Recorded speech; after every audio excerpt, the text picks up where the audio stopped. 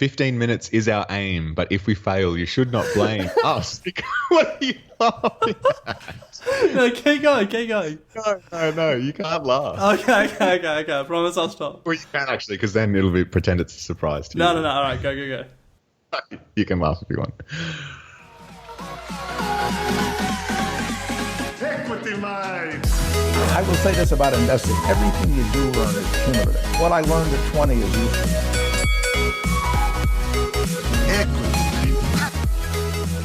Welcome to another episode of Equity Mates, where 15 minutes is our aim, but if we fail, you should not blame us because we've tried our best to help you learn to invest in 15 minutes or less. We break down the world of investing from beginning to dividend so that you can hopefully make some returns. My name is Bryce, and as always, I'm joined by my equity mate, Shakespearean Renahan. How are you going, bro? Oh, I don't know why you're calling me Shakespeare. That was all you. Oh, mate. Hey, what did you think? Oh, it was beautiful. Bit of an opener there. Oh, wow. That was great. Yeah, I'm speechless.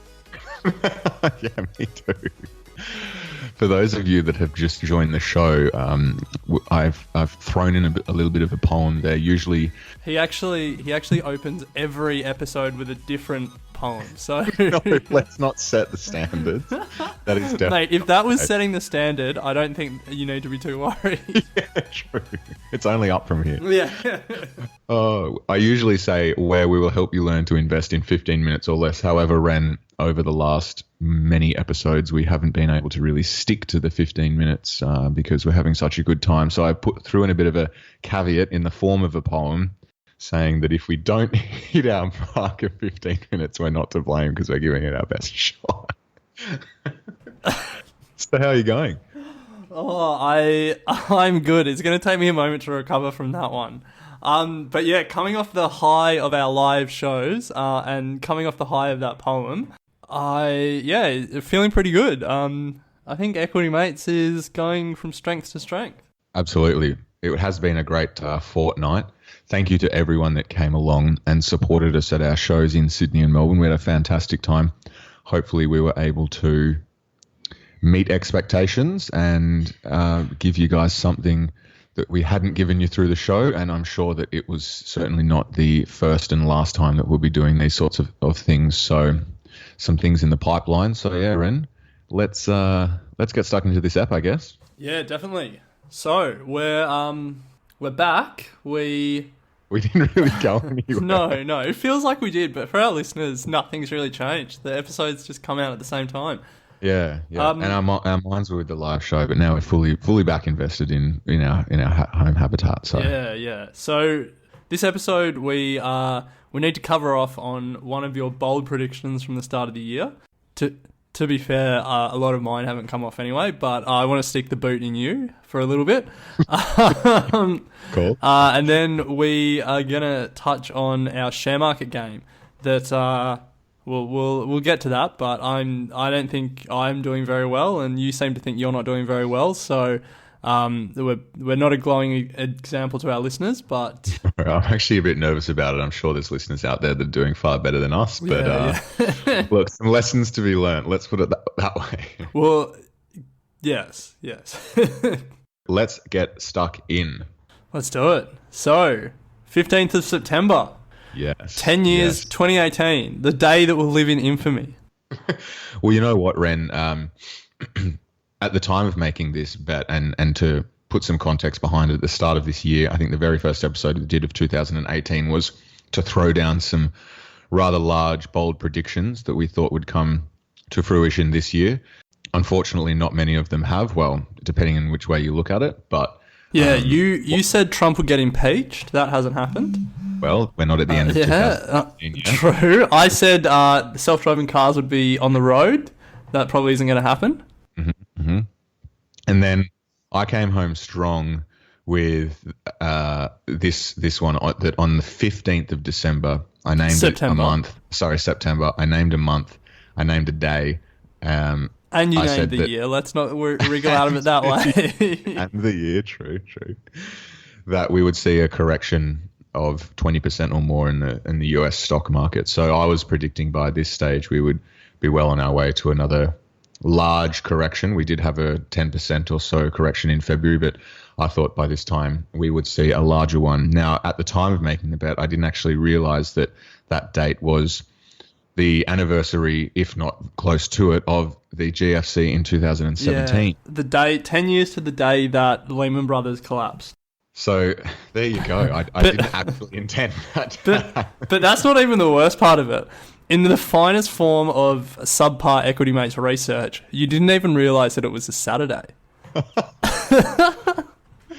Yes, I did. Oh, did you? Things would change over time. Yeah, the market would trade on the weekend. Would go to a 7-day trading. That is a bold prediction.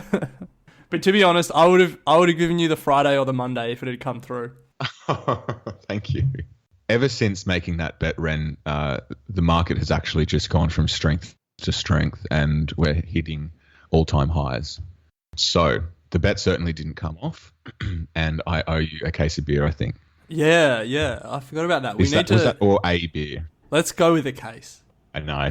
Let's not go with the case. I'm pretty sure it was a beer, and the winner got a case. We'll need to listen back to the episode. But look, it didn't come through, but it was actually a pretty good week and an interesting week because a lot of commentary obviously came out around the fact that it was at the anniversary, 10-year anniversary of the GFC. I don't know why I said 2017. It was 2008, but yeah, the 10-year anniversary and lots of coverage and commentary and opinions about what is to come. Yeah. And position we're in at the moment. Kevin Rudd gave himself a nice pump up in the AFR. Classic, not surprised. Yeah, not at all.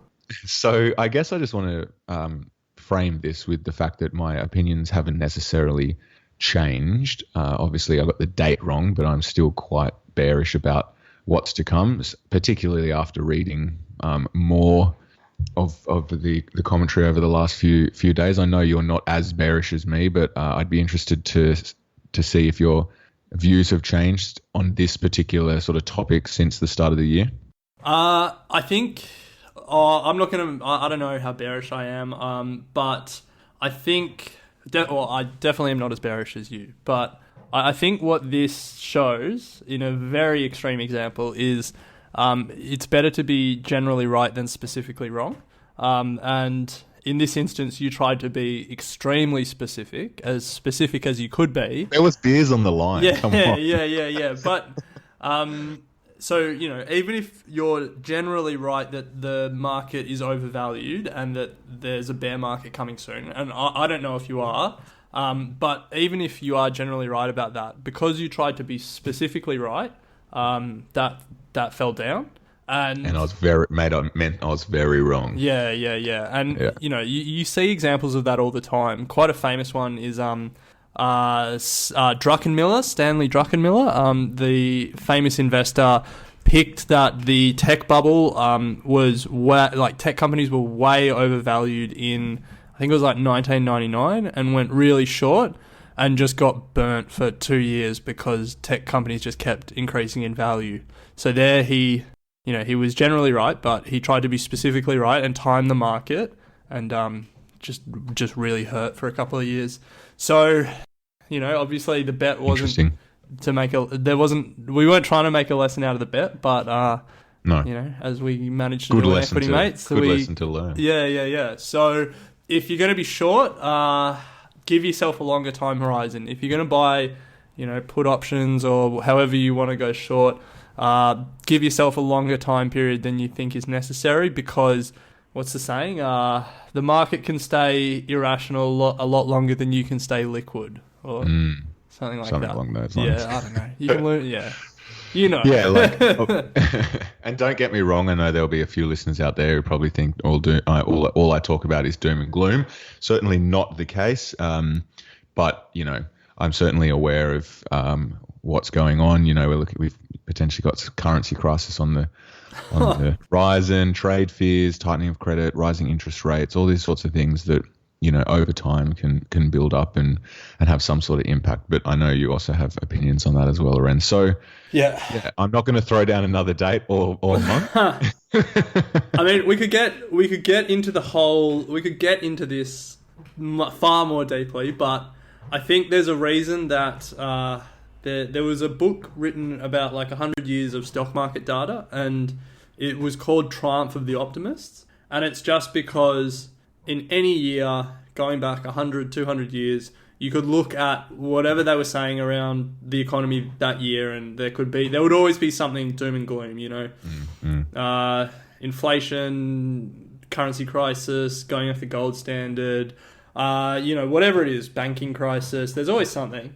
But, market continues its slow and steady grind upwards. Yeah, well, that's the main thing, and obviously it hasn't stopped me from investing here and there. But anyway, I'm not going to put another date, although I've got one in my head. Do you want to double down? No. Interesting, 2 beers. Yeah. No, I won't do that. As much fun as it has been to count down the days to September 15 now, I guess it's all uphill from here. Yeah. Well, there's another investing lesson. Don't chase your losses. True. You don't have to make your money the same way you lost it. You don't. Okay, so speaking of losing money. Yeah, pardon me. Speaking of losing money, Ren, quick update on the ASX share market game for those that have just joined us on the show. Welcome. Alec and I started playing the ASX stock market game, to be honest, probably about a month or so ago, maybe a bit more. It's a game where the ASX gives you $50,000 of fake money, and you get to trade in and out of the top 200 stocks just like you would on the real ASX. And then after the end of 4 months, it's a big competition, and you can see how you went. So Ren and I laid down some strategies for how we're going to approach those next 4 months, and that was in one of our previous episodes, so definitely go back and have a listen to that. And this is the second time that we've actually done a check-in, Ren. So the last time, from memory, I was actually beating you by upwards of $4,000. Yeah. Or so. Well, you were up. You had made money. I was up. I was cruising. Yeah, I was down. I think it was only down $50 at that stage, but I was down. Yeah. I was obviously riding the highs of Afterpay. So, story of your life. Yeah, so I'll kick off because you haven't opened yours yet, Ren. You haven't actually checked your portfolio value since we last spoke about this on air. Not just my portfolio value. I haven't done anything since we last spoke about it on air. Okay, so this is going to be very interesting. So you've actually done a buy and hold strategy, and this is very similar to how you are in normal life anyway. You don't necessarily check your stocks daily. So lazy? Is that the word you're looking for? You're in this position. However, I can also say that I haven't done too much since we last spoke. I have checked, but haven't been so active. So I'll start. Interestingly, my portfolio peaked in late August, around the 26th, which is when the ASX also peaked at a high of 6,352 points for the month. And then my portfolio has continued in the same direction since then, which is down. And the ASX has also slid. It went now down at 6,185. So that is primarily because I've got a heavyweight in there, CSL, which was a star performer during the reporting season, but has now, it went up to 222, 225 thereabouts, and it's now back down to 205. So all the profits I had on that are gone. I'm still in small amount of profit, but nothing major. So that's taken me down a bit. Unfortunately, I have a big exposure to Afterpay, and it skyrocketed, and then I had a stop loss on it. So it came down, and I sold out at my stop loss in profit. And then I had a buy order in at a certain price, and it bought back in when it started coming back up again. And then it's continued to slide over the last sort of 2 weeks. And I'm actually now, would you believe it, in a loss position on Afterpay. So it's taking me down. And I didn't put a stop loss on that. So I actually checked that about half an hour ago, and I'm almost down $1,000 on that. So I'm not happy with that. So lesson learnt there, should have put my stop loss in. And stop losses have kicked in some profits, and as probably similar to you, Ren, I'm almost half cash at the moment. So I think my total value at the moment, my high was about 56 grand, and I'm now 50,917. 50,917. Okay, yeah. That's not bad. That's almost 2% up. Yeah, look, it's not great considering where I was. I've got about 20,000 in cash, and some lessons have been learnt. I just want to, say that when I went into this, my strategy, as you'll probably remember, Ren, was to try and take advantage of the reporting season. Yep. And to try and catch some stocks before they report based on previous reporting season and try and catch them as they report and then ride them up. Now, I did that to some reasonable success, particularly Afterpay, CSL, a couple of others, Kogan. However, with the pump and dump strategy, it's okay to pump, but you've got to make sure you dump. And what I've forgotten to do or haven't had time to do is actually dump the stocks. Fair enough. So they've gone up and then they've come back down. So look, I'm pretty much flat. Okay, fair enough. With no strategy from here, so I've got to... Yeah, well, you got to get one. All right, so... Bill, you're about to open yours. Yeah, I am going to the internet now. If we had an editor, this would be where they would insert the drum roll. Okay, oh, damn it. I was hoping for just some unreal number. Okay, so my overall portfolio value is $49,365.88. So it is down $645 on the competition, and so that's down about $595, down $600 since we last touched base. Yeah. Looking at my holdings, all right, A2 Milk, I am up about 10% on. Okay. It seems to be the only stock I can ever do well in. Oh, okay. So same as you, I bought into CSL, and I'm actually down $400 in it. Dang. I held Cleanaway. So this is one that I bought at the very beginning. Yeah, I'm surprised my stop loss hasn't kicked in. I think it's about to. I'm down over $500 on it. And then my last one, West Farmers, I am up $100. So really, it's A2 Didn't you Milk have Wally Parsons as well? Yeah, I got stopped out of that. I got stopped out of that before our last chat, I'm pretty sure. Oh, right. Yeah, so... Okay. That's... And what are you in cash? 10,000. Okay. Yeah. All right. All right. Well, are you going to do anything with that 10,000? Maybe. Wow. Look, inspiring stuff. Yeah, I might. I mean, it's a bit of fun, but... Yeah, we've got to deploy it, I think. We've got to do something. We can't just let it sit there. Okay. Let's each go away over the weekend, come up with something, and then next time we speak, we will have a firm commitment with each other. I need an incentive to do it, okay? So let's say from here, we both re-baseline our portfolio values, and whoever gets the biggest percentage change between now and whenever the competition finishes gets to... I don't know. Do you want to just put some beers on it? Yeah, all right. Let's put some beers on it. Yeah, I was going to say has to edit the podcast for a month or something. Actually, do you want to do that? No. Why not? I want some beers. That would be an incentive for me. I would smash you in this then. Okay.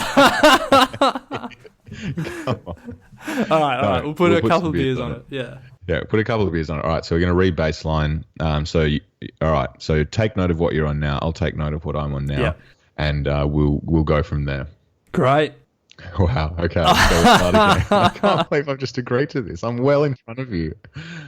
Yeah, but it doesn't matter. You've beaten me. The number one ranked person is on $64,000. So they've made 28%.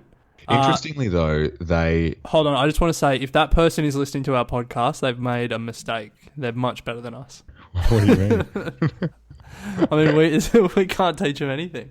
Oh, true. Stop listening. Yeah. I'd actually be interested to know if any listeners are playing along with us, and if they are, hit us up with what your value is for your current portfolio, Facebook or Twitter or whatever, and what your star performing stocks are, because obviously we're all here to learn together. So if you've had some success and what your strategy's been, definitely share it with us. Hit us up on our website as well. Ask us anything. It's something we've just started, and got a few listeners asking us questions. So certainly start a topic there, and we can get chatting about this, because I'd be keen to know, Ren. This person made $9,000 in a day. 5-star. Yeah, on August the 22nd. Oh, August the 22nd just must have been a great day for the ASX, because the second guy also killed it. Yeah, and that's when my portfolio peaked just shortly after that, but not by $9,000. And then you can see it's a downhill, although he's managed to maintain it pretty well compared to the ASX. Anyway, Yeah, we'll jump onto the ASX and sign up if you haven't already. You can start at any time. We've still got a couple of months to go. It finishes in mid-November or thereabouts. So it's definitely well worth having a play around. As I said, you get $50,000 in fake money, and it emulates the ASX from Monday to Friday, just as if you were trading or investing like Ren and I do off this game. Yep. So we're now rebaselining. So you guys can all compete against us. And I promise I will take it more seriously than I have the last couple of weeks. But we had a live show and stuff. Like there was other stuff going on. True. All right, talking about going on, it's time to move on. Oh yeah, all right. So we were going to wrap up with some things that we have been researching, because clearly we haven't been spending our time researching the ASX top 200 companies for this game. But I reckon we're bottom 200 specialists, Ren. Well, no, I've actually, you see, I'm annoyed that we're not going to talk about it, because I've got something that I think will surprise you that I have been doing some research on. But let's save it for another episode. Maybe the next one we can title it something like Bryce Surprises Ren. Or we can come up with something better. Wait, aren't you surprising me? Oh, damn it. Oh, this is just like in your live show when you said you work for Coles. I know. Can't believe that. All right, well, let's make another commitment then, on top of the fact that we're going to dedicate ourselves to the ASX share market game over the next 2 weeks, that we will name our next episode Ren Surprises. No. Bryce Surprises Ren, and you have to come up with something to surprise me with. Okay. Deal. All right, well, let's leave our watch list stock chat until then. And because I feel like we're going to go into a bit of detail about it, and we've got a few other things that we want to discuss. So let's leave it till then. Yep. Which will be our next episode after this one. Bryce Surprises Ren. Let's leave it at that. Oh wow! You might surprise me with another poem. Who knows? My pressure is on. All right. Until next time. All right. See you, bro. Hello, mates of Equity Mates. Or I guess that just makes you Equity Mates. Anyway, it's Bryce here. One of the most frequently asked questions we get is, where do we find information about all these stocks, and where's a good place to start? Now, we could do a whole episode on this, and we often do touch on it, but the best place to start is by signing up to our Thought Starters weekly email.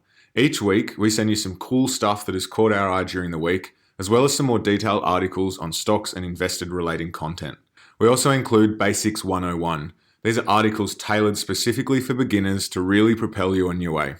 We don't spam you. I mean, we hate spam. It's once a week, and there's enough stuff in there to occupy you for a full day of browsing at work. Now, Ren puts a lot of effort into finding quality articles for you guys, so if anything, just sign up so he feels the love. Head to equitymates.com and chuck in your email at the bottom of the page. Equity Mates and the people appearing in this program may have positions in the companies mentioned. This is general advice only.